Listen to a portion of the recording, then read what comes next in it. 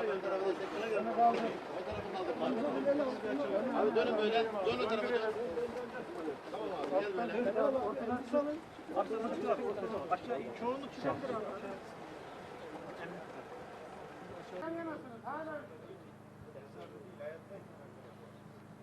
Buradaki seslere, bizim telkinlerimize uyun. Herkes birden konuşursa kim kimi dinleyeceğini anlar. Bu alınan tedbirlerin hepsi hepimizin menfaatine, hepimizi koruma amaçlı. Şu telkinlere Allah rızası için kulak verelim. Bulunduğumuz yerden de iki adım geri çık imanın ervahı için, muhterem Ömer Döngöroğlu hocamızın da ruhu için, Allah rızası için El Fatiha.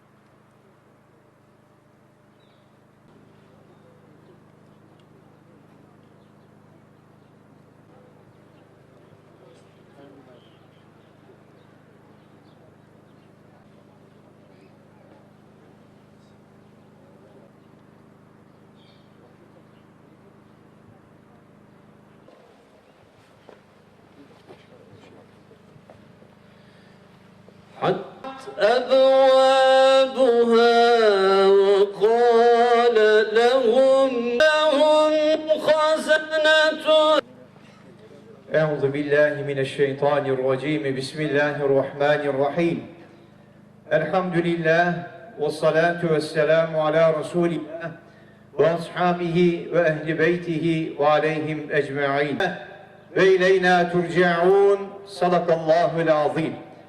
Muhterem hazirun, ayet-i kerimede Rabbimiz Tebareke ve Teala hepimize hitaben buyuruyor ki biz dünya hayatında hiçbir canlıya, hiçbir beşere ebedilik vermedik Allah buyuruyor. İmtihan edeceğiz. Belirli bir sınavdan geçireceğiz.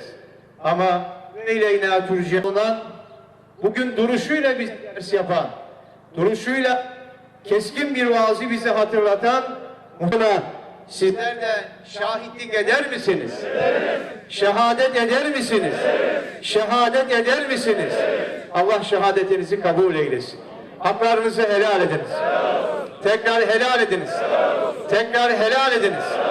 Allah şehadetinizi kabul eylesin. Helalleşmemizi kabul eylesin. Allah makamını âli eylesin. Derecesini âli eylesin. Allah kabire ilhak olmasıyla beraber Muhammed Mustafa Aleyhisselatü Vesselam da kabrine teşrif ettiğinde melekler tarafından bu zat kimdir tanıyor musun sorusu sorulduğunda yıllardır izini sürdüm, kendisini anlatmaya çalıştığım, kendisinden konuşmakla bereketlendiğim feyiz diye dualara hala hepimizin kulaklarında çınlıyor. Şu bulaşıcı hastalık bizi tuttu ama sevgili Peygamberimiz Aleyhisselatü Vesselam salgın hastalıktan vefat eden, ehli iman olup da bu hastalığa müptela olanlar hükmü şehittir buyurulmuştur. Allah hocamızın şehadetini kabul eylesin. Cenaze namazı Bismillahirrahmanirrahim. Allah rızası için namaza, Resulullah Aleyhisselatü Vesselam Efendimiz için salavata, meyyit için duaya, uydum hazır olan imama, her kişi niyetine. Allahu Ekber.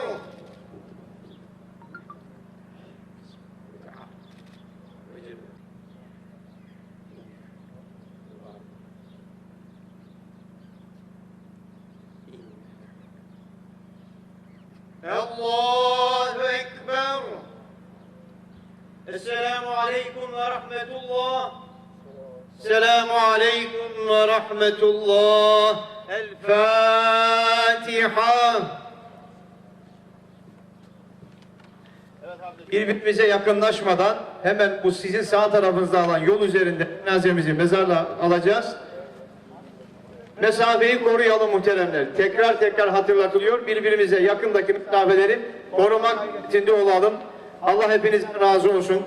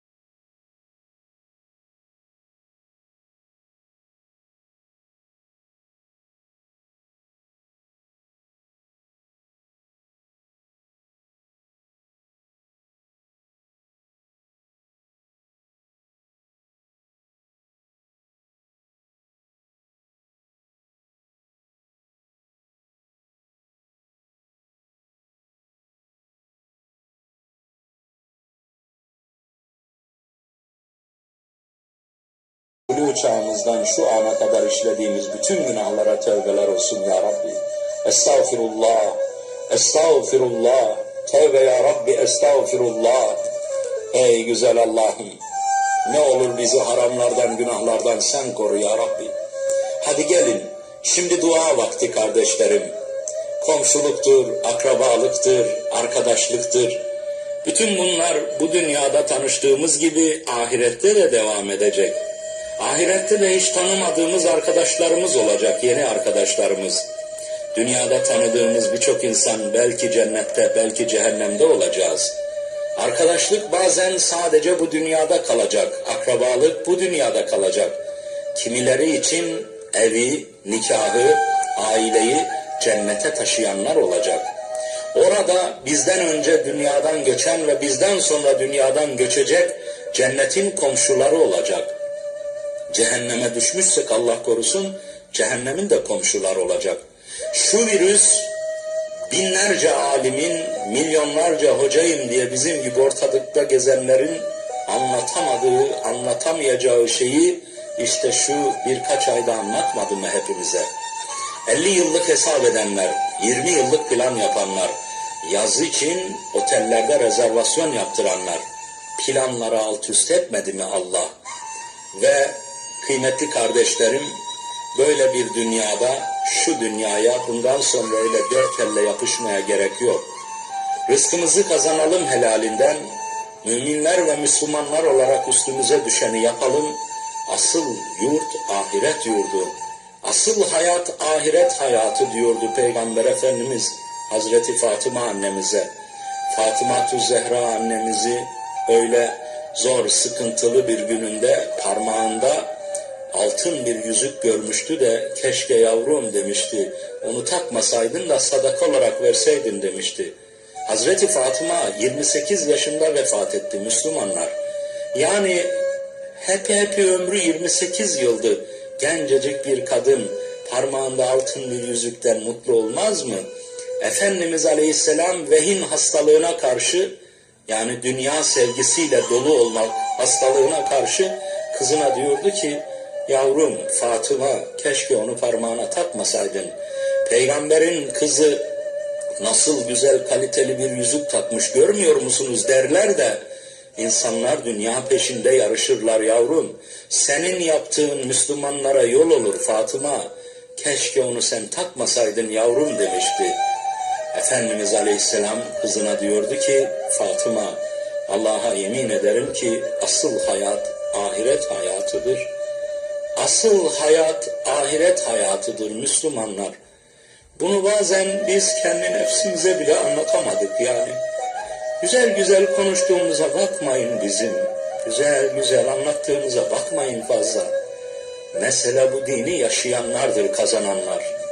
Allah'ın huzurunda zafere erenler, mutluluğa erenler, Darüsselam'a koşanlar, yaşadıklarını anlatmasalar bile peygamberin ardında yürüyenlerdir. Bizim şimdi, evet İbrahim hocam, kardeşleri, ailesi, torunları, gelinleri değil mi? Hepsi ağır bir imtihandan geçti. 3 gün arayla vefat etti Ayşe anne ile Ali amca. 3 günlük ara. Zor bir imtihan. Peygamber Efendimiz'i hatırlıyor musunuz? Ebu Talip vefat edince çok zorlanmıştı. Mekke'de en büyük destekçisi Hazreti Ali'nin babası Ebu Talip'ti. Hatta Ebu Talib'in vefatından sonra kafirler böyle eğlendiler, halay çektiler, mutlu oldular. Çünkü artık önümüze Ebu Talip dikilemeyecek dediler. Ve Hazreti Peygamber onların bu eğlenceleri, mutlulukları ve Peygamber'e karşı ahlaksızca kötü sözler söylemesi karşısında canı yanmış ve amcası Ebu Talib'in kapısına kadar gitmiş. Amca demişti, gidişin ne çabuk belli oldu bir bilsen demişti. Senden sonra neler ediyorlar bir bilsen demişti. 3 gün sonra Hazreti Hatice annemiz de vefat edince Peygamberimiz hayatında ilk defa baston kullandı biliyor musunuz? Habbab bin Eret Hazretleri arkasından ya Resulallah bu gerçekten siz misiniz deyince Hatice ölünce ben çöktüm ey Habbab demişti. Hatice'den sonra bu dünyanın ne hayrı vardır ki demişti. 3 gün arayla iki büyük destekçi, biri evin içinde Hazreti Muhammed Mustafa'ya Hiranur Dağı gibi sırtını yasladığı Hatice anamız, can yoldaşımız. Birisi de dışarıdaki kafirlere karşı iman etmemiş olsa bile Ebu Talib, Hazreti Ali Efendimizin babası. 3 gün arayla bu iki ölüm Peygamber Efendimizin hayatına senetül hazen diye girecek. Hüzün yılımız bizim. Ramazan-ı Şerifi bizim için bu sene Allah'ın ağır imtihan olacak. Ağır imtihan olacak. Oruçlarımızı tutarak, teravihlerimizi evlerimizde hiç değilse cemaat yaparak Allah'ın kılmayı ve Peygamberimizi de sevindirmeyi, Allah'ım seni de razı etmeyi bu Ramazan'da ve bayrama da gerçek bayramla çıkmayı ümmeti Muhammed'e, insanlığa nasip et ya Rabbi. Dualarımızın kabulü için bütün geçmişlerimizin, atalarımızın, ecdadımızın, din ve devlet büyüklerimizin, ahirete göçmüşlerimizin ruhu için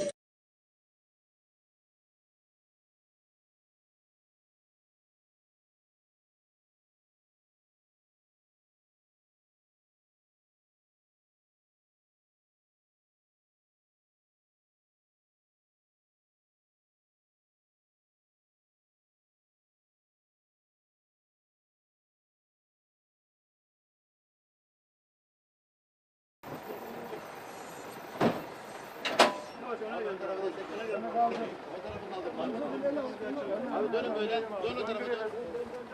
Tamam abi gel böyle. Çoğunluk çıkartır abi.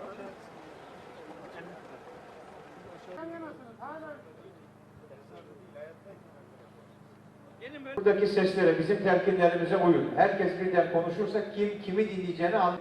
Bu alınan tedbirlerin hepsi hepimizin menfaatine, hepimizi koruma amaçlı. Şu telkinlere Allah rızası için kulak verelim. Bulunduğumuz yerden de bir iki adım geri çık, imanın ervahı için, muhterem Ömer Döngöloğlu hocamızın da ruhu için, Allah rızası için El Fatiha.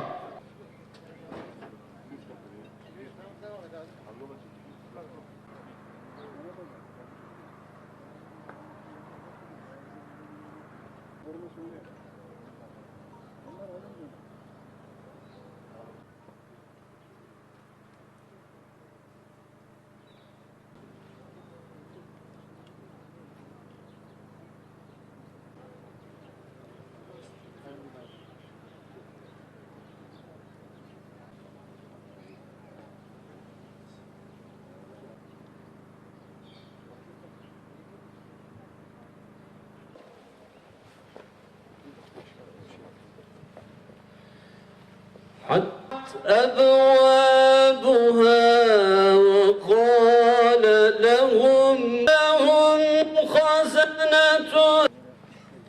Euzu billahi mineşşeytanirracim. Bismillahirrahmanirrahim. Elhamdülillah ve salatu vesselamu ala Resulillah ve ashabihi ve ehli beytihi ve aleyhim ecmaîn. Ve ileyna turcaun. Sadakallahul azim.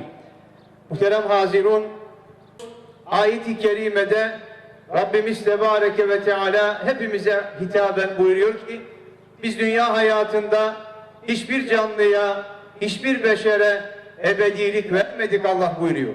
İmtihan edeceğiz. Belirli bir sınavdan geçireceğiz. Ama eyleyna turcaun, bugün duruşuyla bizi ders yapan, duruşuyla keskin bir vaazı bize hatırlatan muhtemelen sizler de şahitlik eder misiniz? Evet. Şehadet eder misiniz? Evet. Şehadet eder misiniz? Evet. Allah şehadetinizi kabul eylesin. Haklarınızı helal ediniz. Tekrar helal ediniz. Tekrar helal ediniz.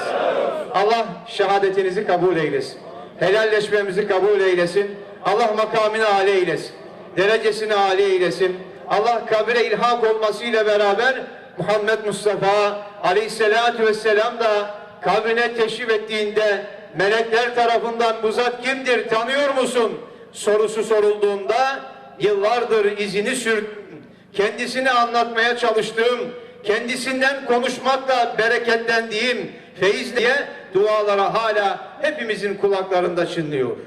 Şu bulaşıcı hastalık bizi tuttu ama sevgili Peygamberimiz Aleyhisselatü Vesselam salgın hastalıktan vefat eden, ehli iman olup da bu hastalığa müptela olanlar hükmü şehittir buyurulmuştur. Allah hocamızın şehadetini kabul eylesin. Cenaze namazı Bismillahirrahmanirrahim. Allah rızası için namaza, Resulullah Aleyhisselatü Vesselam Efendimiz için salavata, meyyit için duaya, uydum hazır olan imama, her kişi niyetine. Allahu Ekber.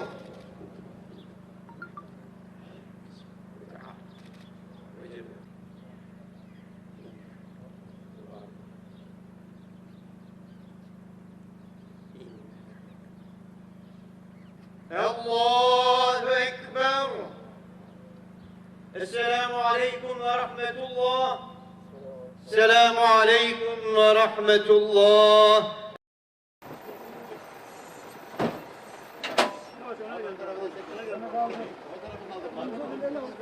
Abi dönün böyle. Dön o tarafa. Tamam abi gel böyle. Aşağı çoğunluk çıkacaktır abi.